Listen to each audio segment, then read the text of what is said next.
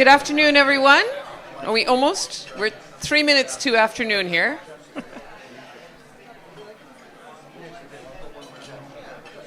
Okay, we're going to start our panel session. I know we're all having wonderful lunch conversations at this point and hopefully enjoying the wonderful food here. And we invite you to do that for the next couple of hours if you choose to. But I do want to make sure that we kind of stop for a few minutes here and listen to this panel. I think it's going to be a very influential and interesting panel. Just so you know, the meat will be served again right after the panel. So they quieten things down for just a little bit, and then they'll come gushing right back at you as you start to digest a little, okay? So more will come. So I'm very excited about this panel because yesterday we had a tremendous group up here of CISOs who talked about how they're scaling their security using Synack's crowdsourced security testing platform, and that it's not just something that is just new and innovative anymore, but it's something very, very real that's getting wrapped into daily decisions and helping CISOs to really secure their companies and build trust in their brands. Today it's a little bit more about all of you. It's more about what can you do in your career to start impacting decisions that boards are making, how they're perceiving cybersecurity issues, and how you can potentially play a role on whether it's a private or public board. So we have a tremendous panel to talk to you about that. First, Ted Schlein, who is from Kleiner Perkins, and I say, you'll correct me if I'm wrong, but I say has probably made more security investments than anyone else. Wow. So Ted just means I'm old. and smart. Not pretty, we covered that. So Ted has literally, is a partner at Kleiner Perkins, and he has literally been very invested in cybersecurity for 20 or 30 years now, I think, Ted, right? 35 years. 35. And so very, very much invested in the growth of cybersecurity, spends a lot of his time investing in innovative companies in Silicon Valley and across the country, across the planet really, but also spends a lot of time in DC and trying to make sure that legislations move forward to be able to accommodate more practical cybersecurity laws that will help us in the future. So Ted's going to bring some of that experience in his conversation with you right now. We have Mark from Freshfields. Many of you heard from Mark yesterday. Freshfields is a major law firm based in the UK, but you have huge presence throughout the world. On the East Coast here, not as much West Coast. And Mark's really interesting because he started his career as a lawyer, and then after years of doing that, moved into the CISO position. So very well founded in being able to talk to you about cybersecurity and risk and how these things come together and how you can actually bring both into more of a business focus. So I'm really excited to hear from Mark on this. And then an old friend of mine, Ed Amoroso, who tremendously well known in the industry and well respected as a CISO, was CISO of AT&T, a number of different places, had some interesting, exciting moments in that role, right, Ed? Yeah, nothing ever happened. And subsequently started his own firm, Tag Cyber, and is really helping a lot of customers look at how they can think about cybersecurity.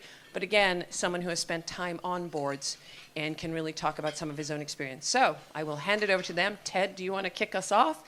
And this will be interactive. We have a mic, so anyone who has questions, these guys will give us a couple of minutes each on their thoughts, and then we'll open it up to all of you to ask questions about what you could be doing to impact all of this. Thank you. So I thought I would maybe cover this from the perspective of a topic I started talking about probably, 5-6 years ago, which was the rise of the CISO. I've sat on lots of public boards, mostly sit on private boards, have worked with, literally probably hundreds or thousands of CISOs over the years. And the reason I like to talk about the rise of the CISO is really it's been in the last maybe 5 or 6 years that the CISO and the boards have met one another. And I'm going to say some things. There'll be generalizations, but they'll be generally right, and you all can come up with exceptions to anything I say, I guarantee it. But it's a relatively recent phenomenon where the two needed to meet one another and talk to one another. And some might argue wasn't under the best of circumstances. That's very true. But I would argue that it is here to stay and in growing in importance. I had predicted a while ago, it hasn't happened yet, and you guys will bemoan me this, that I think CISOs will be some of the most highly paid executives in any major public company. And I actually still think that that will eventually happen because the role that you play is no longer tactical. It's actually quite strategic. And boards are waking up to that. I believe that in the future you're going to see a lot of boards of directors of public companies populated with people that have a security background of some form or fashion or another. Maybe they were CISO. Maybe they just had lots of exposure on the security side. But it's going to be an important aspect of what gets talked about, much like we have people that have financial expertise on boards of directors to be the chairman of audit committees. And the reason I just say that is the risks that are posed by the types of security threats that take place today are so much more than, hey, the server doesn't work. It's and I don't have to tell you, you guys live this on a daily basis. You have a business email compromise that has somebody having the CFO wire $10 million wrongfully out. Guess what? It's probably not on the CFO's ass. It's on your ass.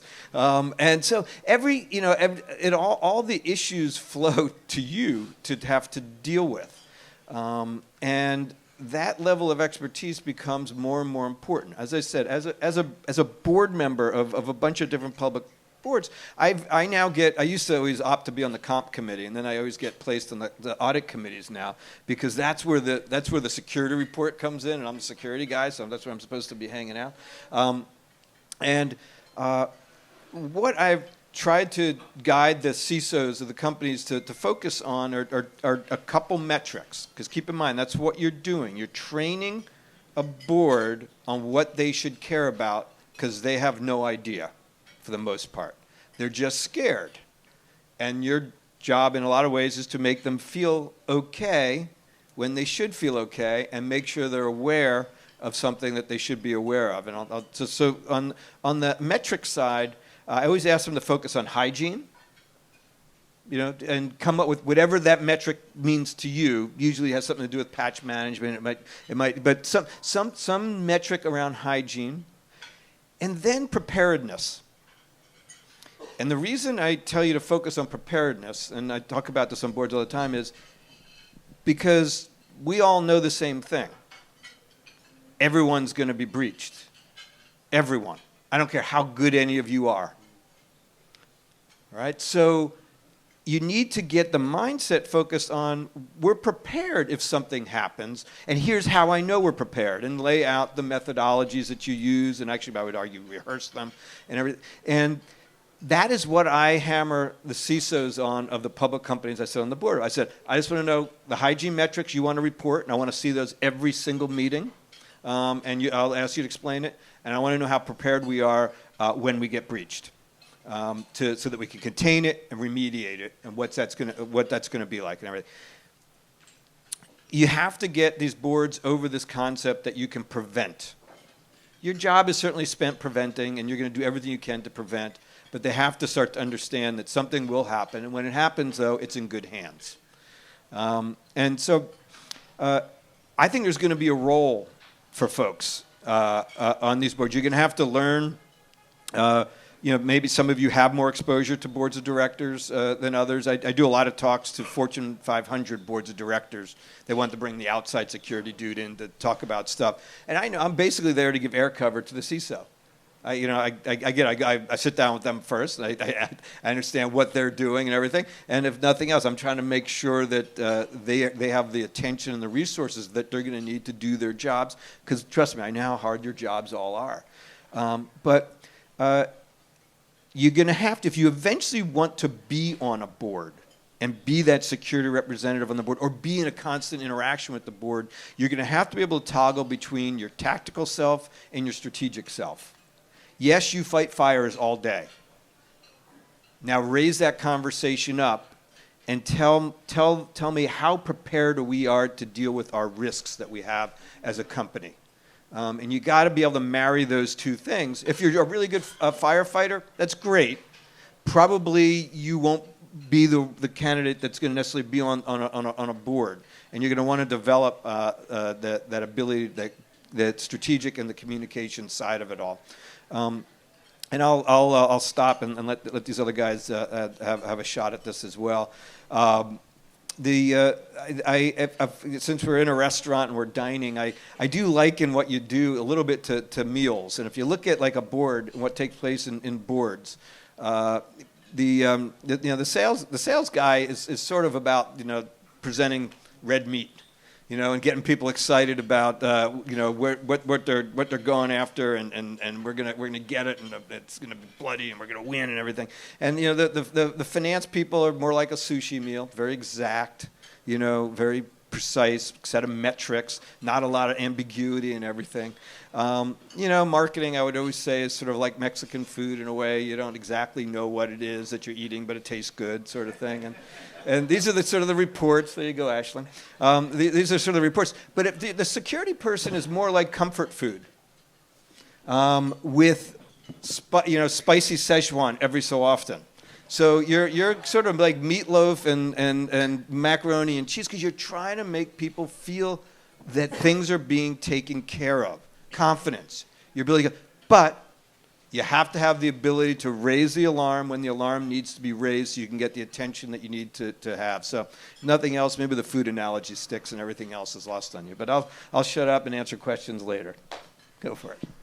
Well, that's a difficult one to follow, isn't it? So Mark Walmsley has explained at the beginning, my background's slightly longer than the introduction. So I actually started off as a private investigator doing counterintelligence, before then going into being a lawyer, where I spent 10 years being a litigator, also at Freshfields. So don't hate me, those of you that have to work with litigators. And then I moved into security about 10, 11 years ago, and then became the CISO 6.5, 7 years ago, and built that function from scratch. It's a brand new function. Now, just building on a couple of the themes that you've just heard about board engagement. So my role is split in two ways. 70% of my role is internal, and that's about defending the organisation. I look after privacy. So if you've heard of GDPR, I know it's a European thing. Yep, that's me. I have to do that, unfortunately. And then 30% of my role is actually helping our clients understand the level of risk from a legal perspective and making sure it's reported at the board level of all of our major clients, particularly European clients rather than US clients. So, one of the things that came out was about the growth of the CISO. So if you go back 10 years ago, your person running security was an IT person, typically has done something around the networks, and they were just making sure that that part was secure. 7, 8 years ago, the CISO role started to come through. I actually think the CISO role is going to die off over the next 10 years. I think it's going to change. So if you've heard of a BISO, anyone heard of a BISO before? Yeah, Business Information Security Officer, much more akin to risk than they are someone who's technical. Well, I think that's actually going to change to being a Chief Intelligence Officer. Well, I'm trying to change that, right? So I'm trying to push that now. And that is a board-level role that's risk-based, that's doing two things. The first one is explaining what the risk looks like, and the second one is explaining to the business how far down that risk path they can go. Because it's all about making money. Anyone can take the front door for your house, as long as you understand what it means to your home. Is it going to be secure enough? And so what's happened at Freshfields over the last 4 years specifically is that I'm now on their board. It's a partnership. Who's worked in a partnership before? Yeah, it's a nightmare, right? So imagine 400 partners. They're all pulling in slightly different directions. Every decision that you make, every investment that you ask for is money out of their pocket. But if you reverse it and you start to say to them, it's not just about how we protect ourselves, but it's a business development opportunity. If we get this right, if you understand how to run your business securely, your client base grows and the type of work that you do for those clients grow. So we spend about 6,500 hours in audit each year with our clients. We're really good at what we do. Our clients go back and report to their board because it's not, security doesn't report into the board of lots of our companies, but the audit function does. And so we do back channel business development. So just bear with me while I explain it. Great experience in audit. Audit team go back, tell their chief auditor, had a great time at Freshfields. They really get it. They understand our risks. They're really pragmatic. And in the areas that they're non-compliant, they can explain why they're non-compliant and what they're doing about it. That goes into the board. The board then say, well done, Freshfields, and you go to the next tier up. So as soon as you go up a tier, you start to open up the type of work that you can do, the regions that you can work in it. And then that drops back down into the partnership, and I get a lovely phone call to say, well done, Mark, we're now starting to do these particular types of deals as a result of you being able to manage the risk internally. And as soon as you get there, everyone's now keen to understand how you can work more closely together. So the board is a really important place, but also we're now starting to explain what risk looks like. So if you talk to a partner in a law firm, they think security is binary. You're either safe or you're not safe, and it's technology that protects you, and it's the job of the CISO to do it. They don't understand that actually most of the risk is to do with people's behaviour.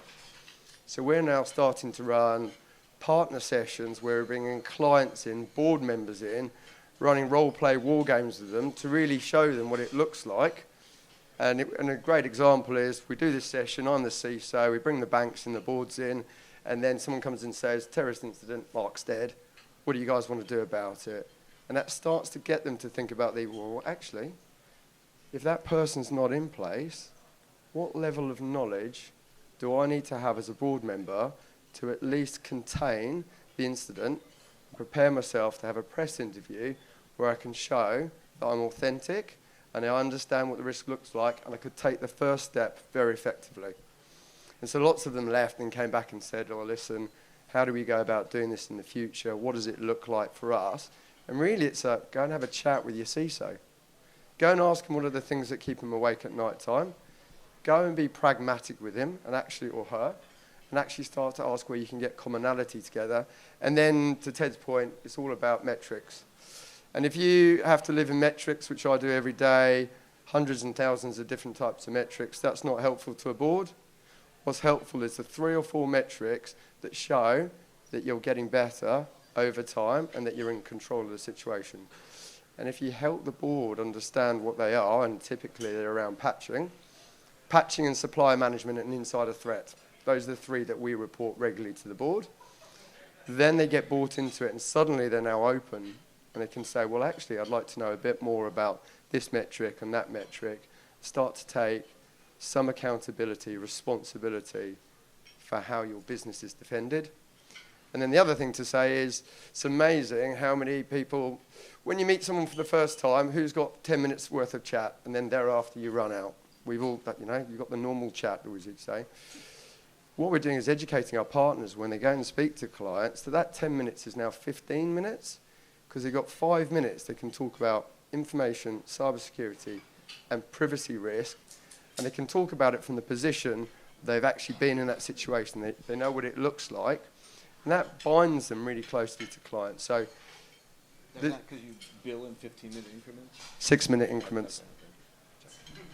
I'm not billing for today. That was the joke I made yesterday.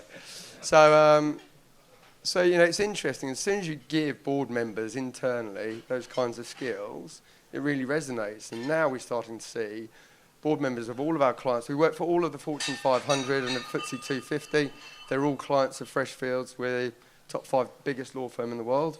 Now they're starting to want to have conversations, but they're actually phoning me. They're not phoning the partner. I had a conversation with the COO of Deutsche Bank here in New York, and she said, the way that you do things is so different to every other law firm. I really want to understand how we can work more closely together so that we've got some commonality for the future. Then when you take that back to Freshfields board, actually, it's an amazing concept. It's business development. It's never about selling through fear. It's about selling through opportunity. So it kind of makes sense? I've got a few nodding heads. No one's fallen asleep yet, which is always nice. Well, I could listen to that British accent all day. I have my stupid New Jersey Sopranos accent. So I'm going to guess everybody in the room here thinks that they will at some point be on a board. You don't have to raise your hand because I already know that you think that. And I'm going to give you 3 questions I want you to ask yourself before you even consider that. But first, let me tell you about my personal experience. So I've been on all kinds of boards. I've served as a director for a very large bank, very large public bank. I served on the board of trustees of a large university. Ted and I served together on a board for a very large government agency. I was the president of the Board of Education in my town. So I've been on a zillion different boards. And as a briefer, I did so much that when I was at AT&T, I got to, Gil Emilio ran point on me. So I had a lot of years dealing with boards. And I was actually at pitching boards. One time I was pitching a board, and there was another guy who was kind of doing a piece of the pitch before me, retired government guy. And we got together afterwards and said, hey, this went really well. And we decided we were going to do it together. But then he got really busy because it was Robert Mueller, so that didn't turn into a business. Amoroso and Mueller would have been, I don't know. But so the point is, I've been around this a long time. And I realized that it wasn't for me. And I've resigned from every board that I was asked to join. I didn't think I was serving them well. And I blogged about this and said that maybe when I'm 80, I'll be a good board member, but I'm not one now. I'm a terrible choice for boards, and there's 3 reasons why. So I'll tell you what they are. And if you answer, yes to any of these, then you should be careful about joining. So here's the first question. Does it drive you nuts when something that should take 5 minutes takes 3 months to do? Because if you're on a board, it's going to be that. So be prepared. Like I remember, hey, let's commission a study to see what our employees think about working here. It'll take 3 months, and you go, there's like 8 apps we could do right now. And it's like, no. We need something to do for 3 months. So if that drives you crazy, then you should think twice. So that's number 1. Number 2 is this idea of some sense, it's going to sound funny, but blind trust, meaning if you're willing to kind of trust a team to do something that they say they're going to do, then fine. Governance is different than management. So when there's this initiative that's kicked off, you have to let it go. You're not the manager.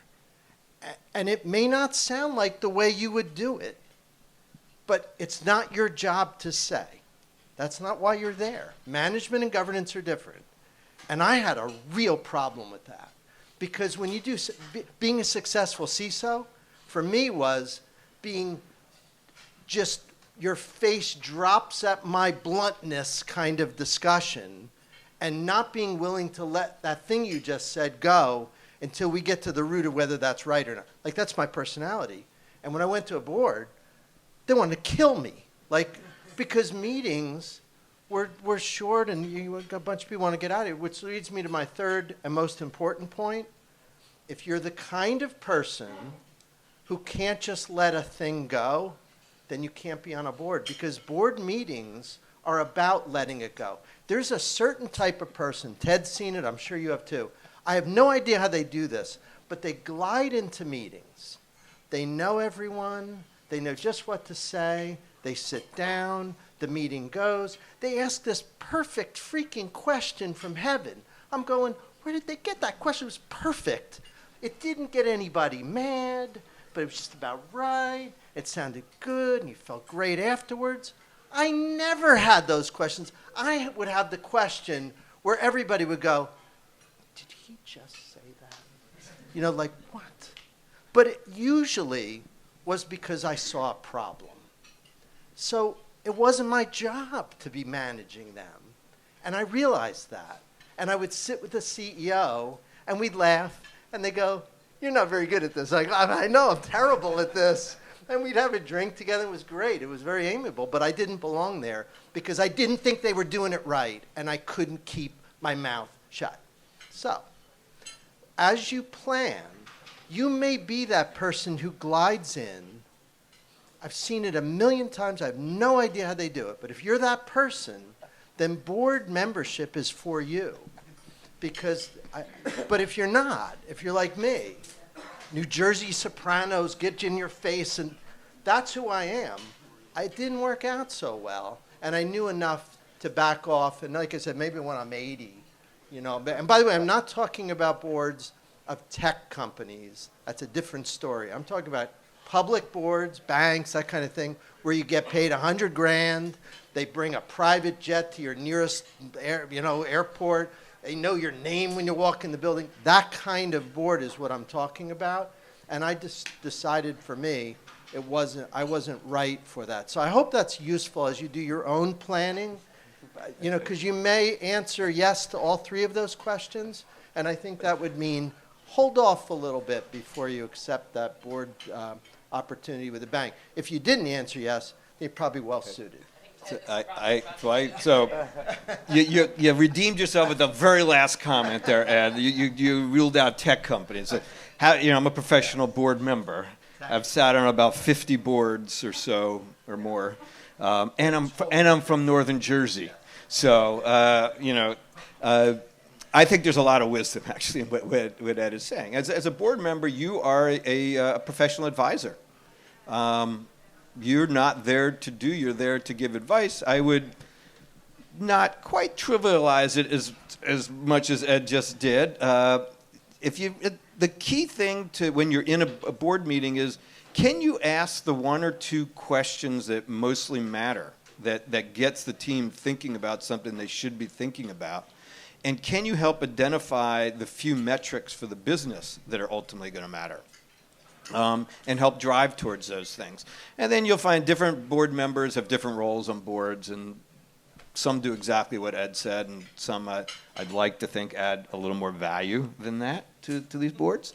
But there is the other day I started to add up, and then I stopped because it was too depressing, the amount of my life I have spent in board meetings. Think about it. If I've been on 50, the number is like 48 boards of directors. They meet on average a minimum of 4 times a year, call it maybe an average 6 times a year. Every board meeting is somewhere between 3 and 4 hours. It's a big ass number that I've been sitting on my ass for a lot of hours. I don't know if it's the greatest use of life and time, but you don't have to go overboard like I did. So. Questions for us? Yeah. Is that next? Questions, anyone? Go ahead. Anthony has the mic. Anthony, CISO, McKinsey. So it's interesting. So now you have someone from Brooklyn who is speaking to Northern English. So it's interesting in and of itself how this is going to go, but we'll see how we transcend. But when I was reflecting on what everyone mentioned, it was interesting to me because it was a little bit of, there's so many different conflicts that are happening, even on the panel, where, and yes, I've answered yes to one of those questions, but then also from the perspective of cyber resilience, which I think that's where you were going in regards to, it's not about blocking and tackling, it's about how do we get the business back to business as usual so that we can continue making what the business does. And I'm not sure how much the boards truly understand that. They may have an aspiration that we need to have our teams keep going, but it'd be interesting to hear from each and every one of you around how educated is the board from patching. Yes, we need to make sure we're patching. But then the follow-up question, and I think this is where I sort of align with you, is it such at a high level? Well, great, now I patched my servers. My next question that the board should be asking me as a CISO is, did I patch the right things first? And I don't know if that happens or not. In my company, it does, because I know I get some serious questions when I don't have the answer first. But it'd be interesting to understand from a board level, in general, because you've all said so many.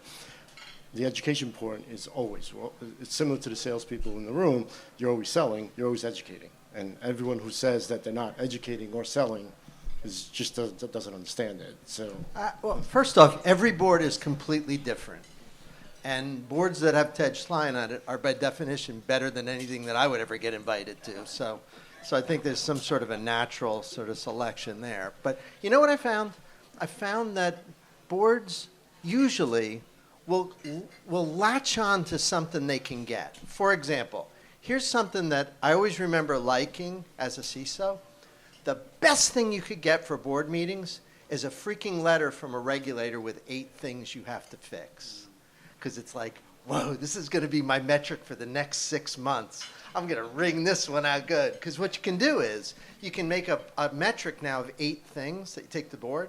And board secretaries like this because it's, it's not a big surprise. And you go, look, whether it's the Fed, if you're in banking, or the FCC, or somewhere else, you probably have the same thing in the UK. You get this letter, and you read them, and you go, not too bad. They have to be a little bad. It can't be too trite. Got to be a little bit of sting, but not too much. If there are 8 of those, then you're awesome because what you can do is close 1 per month. And then you graph it, and it looks like this. And at the end of the 8 months, we did it. Everybody said, great. What a well-run, managed CISO team this is. He said he was going to clear these 8 things, and damn it, he did what he said. He's a stand-up guy. So when you get that letter, you're like, thank you, and that becomes your metric. So I don't want to make it sound so cynical, but the truth is there's a little bit of that. I mean, I'm just lampooning because we're having fun here. It's more serious than that. But not much more serious than that. It really is that kind of interaction, and a letter is the best thing. Well, so this question they ask about patching or so that, they're going to ask about something they understand to ask, and a letter is great. So Ed, if you were not a New Jersey, in-your-face type of guy, would it be easier to be a CISO? No. Or to be a board member? What's easier to be a board member. Yeah. Boards, and Ted knows better than anybody, boards have to work together, and there usually has to be somebody a little maverick. I'm going to guess it's probably you a lot of times. There should be a maverick, but there's a skill to do it that I've seen him do that I just don't, and I'm just saying for all of you, before you just say, wow, I'm going to be on 3 boards, 300K, I'll play golf, my retirement, that's great. Before you decide on that life, you really should decide if you're suited to that.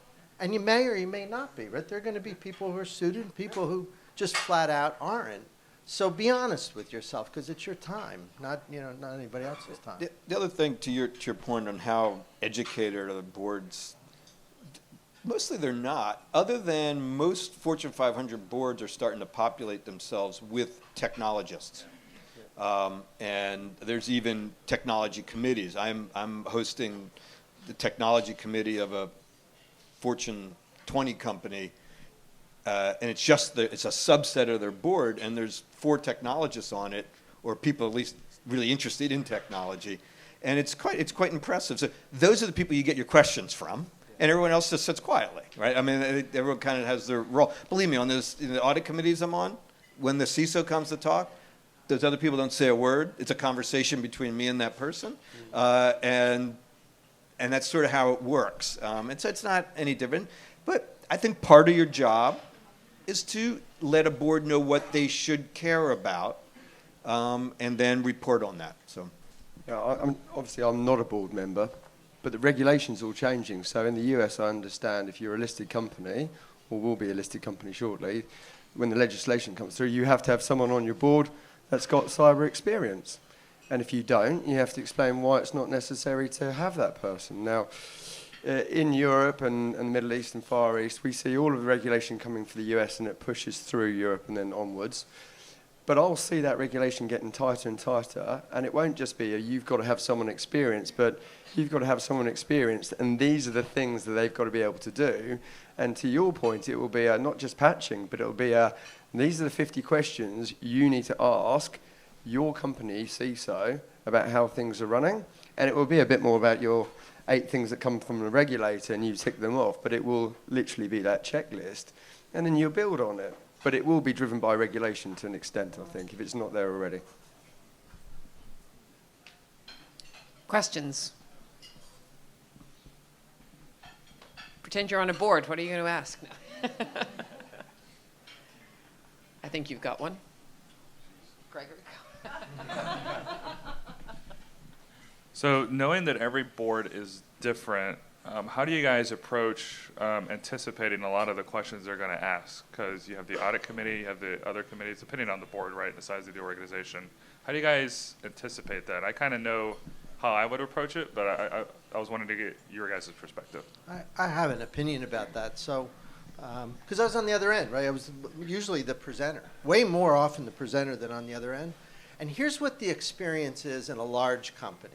Smaller one different, tech company totally different. But my experience was always, you start with a message in a PowerPoint deck of 27 things. That goes to either the CIO, head of some boss of yours is going to take the 27 down to about 13 charts, and the 14 that are taken out are things that would prompt a question that may not be appropriate for the meeting. Again, I'm not being cynical, but this is what happens. Then those 13 go to the board secretary, and the board secretary is going to look at the 13 and say, well, it's going to go, can't say that. And that might have been the most important one, but what are you going to, you the CISO, are going to tell the board secretary, wait a minute, put that back in? No, I don't think so. So that gets pruned to about 8, and now you look on the meeting agenda, and you're the 11:30 slot before noon, and you know what that means. You're going to get 2 minutes. Now, I'm oversimplifying, but the point is, it is a very curated process in a large company with like a corporate board that is going to, be treating the CISO as one of 50 important things for the day.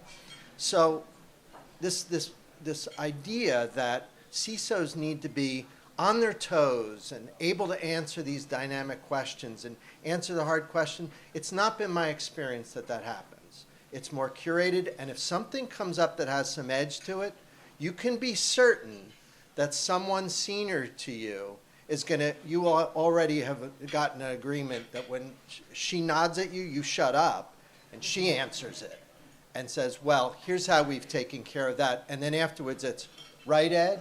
And you say, that's exactly right.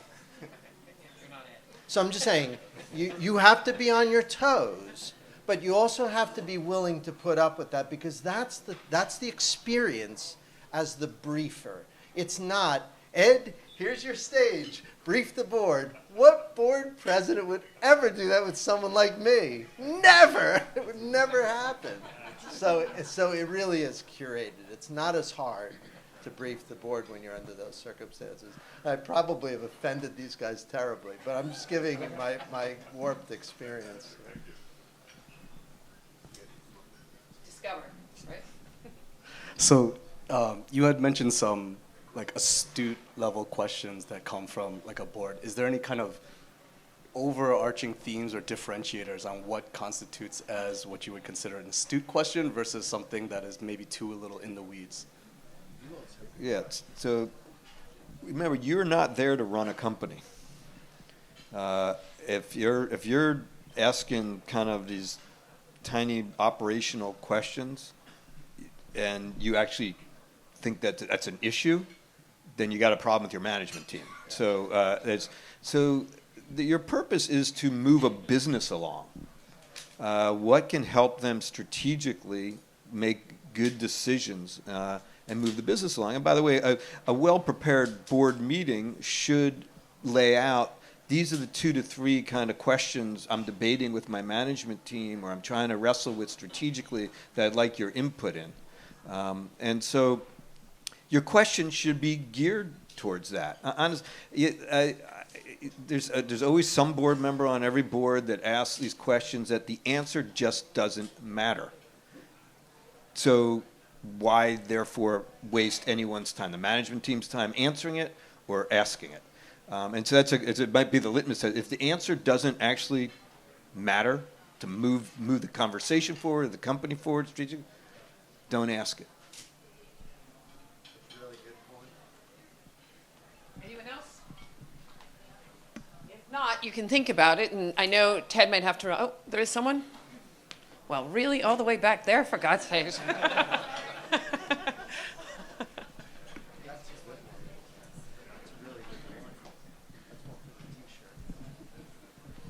As a son of the devil and a cyber salesperson, I'm kind of interested to know how you generate appetite from the board in significant investment in cyber.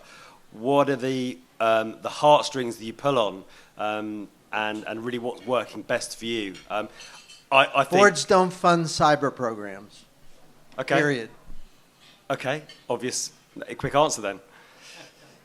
I know everybody, like you always hear that. I don't know where that came from.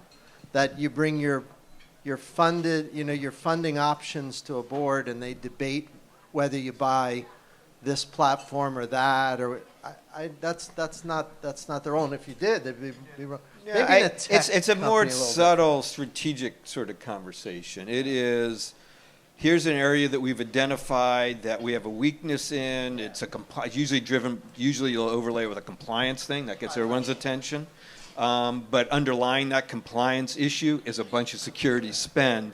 The board will talk about, well, of course we got to be compliant, and you're educating why we need to be compliant.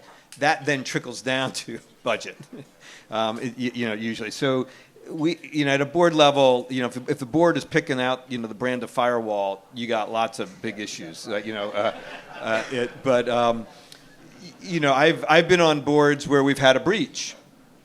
And once we spent the time and doing the forensics on it and everything, the findings are presented to the board because there's an obligation to present that to the board. Then the natural question is, okay, what did we do about it? What are we doing about it? That too might lead to budget because it's a strategic. We found this issue of how we architected our developers and the interaction with AWS and Elisa. The details won't really matter other than the board's going to say, we fixing it? And if the answer is yes, that led to some budget decision that got done kind of thing. So it's more subtle than that. Yeah, it's actually slightly different in a law firm because the board are just the elected partners who are responsible for risk as well as finance. And actually they do get involved in discussions around investment, but not the choice of firewalls.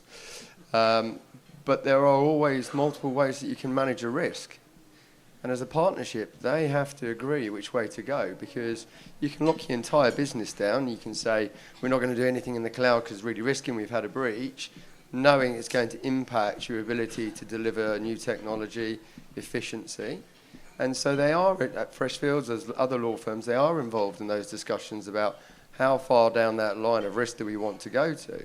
And it is the role of a CISO to say, my recommendation, and I've worked on both sides, don't forget, so I spent a decade being a lawyer and a decade being in security, to give them the view of what it looks like, and they'll say, yes, okay, so we should make that investment. I don't want to know about the technology, but I do want to know what the date for delivery looks like. And to your point, it's you've got to make sure that it's achievable. But we do in law firms, you do make those decisions. Those board members, it's slightly different because they're not elected in the normal way. They're not external. But that does happen, and we get audited, and our auditor's Deloitte, and they come in and they say, so show me that you've seen that and you've made the decision. But it is a slightly different business. Can I one quick anecdote? You'll like this. So sometimes you do get board members who will ask about a firewall or something, and here's what in over 20 years, the most important thing I would ever get before board members was a list of the magazines on the corporate jets. Because sometimes CIO Journal or Wired would be on there, and there'd be an article on FireEye, and I knew damn well that somebody might bring that up. Like they ripped the page out, and then during the audit or security thing, somebody would go, hey, what is this company FireEye or something? And you go, do we do anything with them?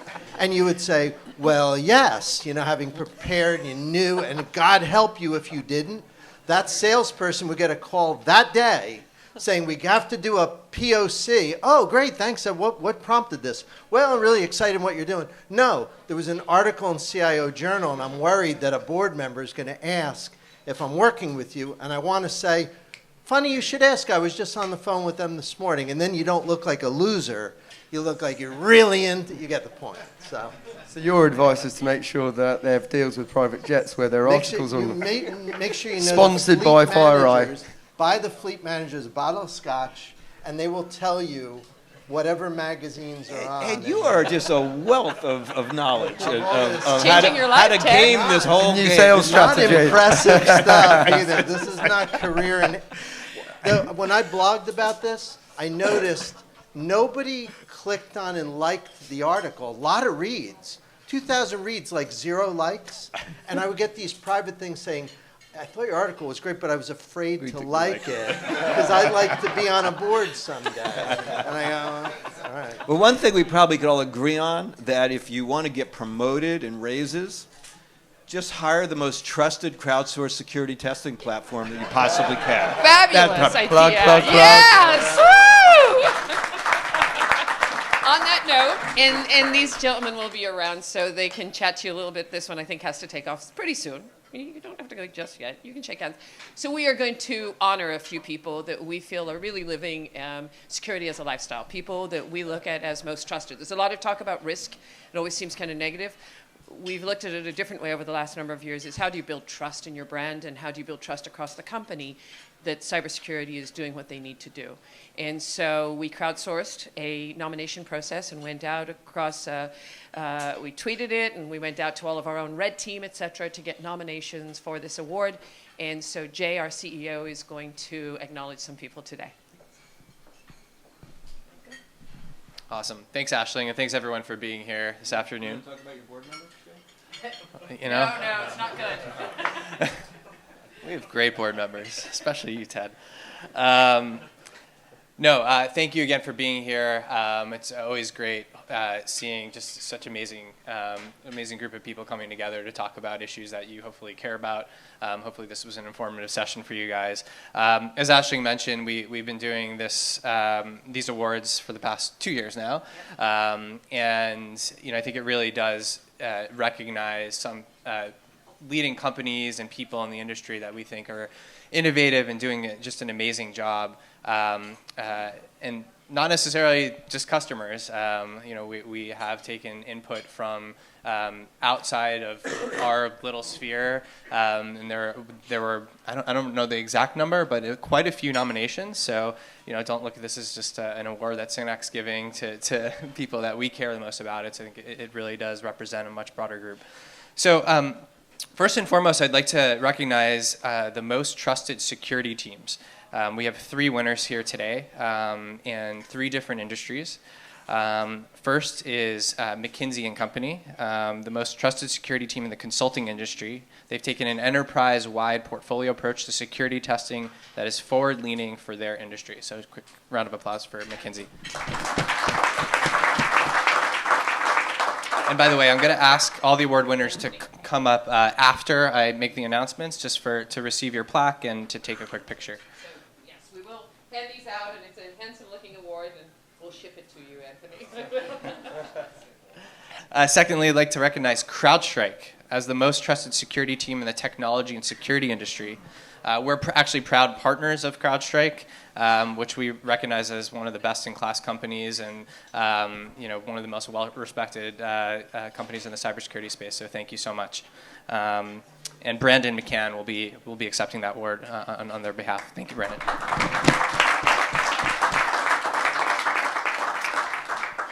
And then GDIT, the most trusted security team in the aerospace and defense industry. They've demonstrated a commitment to lead their industry and secure their organization through a continuous approach to testing. In attendance today, we have Dan Alves and George McClarty. Thank you guys so much, and congratulations.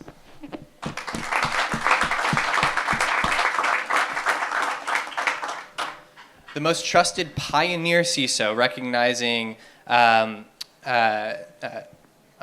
Mark Walmsley, who's Mark. Where's Mark? There he is. Mark from Freshfields, Brookhouse Derringer. Mark is trying to move not only his company but the entire industry forward in how they look at security testing and manage risk. So, Mark, thank you for being part of our panels yesterday and today, and for just being such a great partner of ours.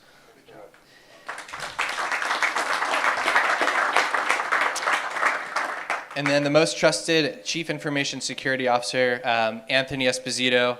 2 awards today, but McKinsey has been at the forefront of leading. Anthony has taken an enterprise-wide portfolio approach to security testing and has really been at the forefront of just being innovative and just an amazing partner of ours. So thank you to Anthony and the team, and congratulations.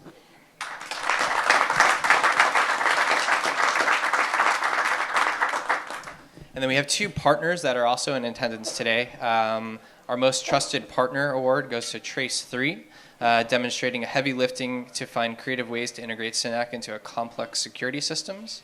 So Trace3. And then our most trusted pioneer partner is Red Team Technologies. It's our first partner in APAC. They've expanded Synack's reach into a new market, and we're really excited to see how that partnership continues to evolve. So thank you so much.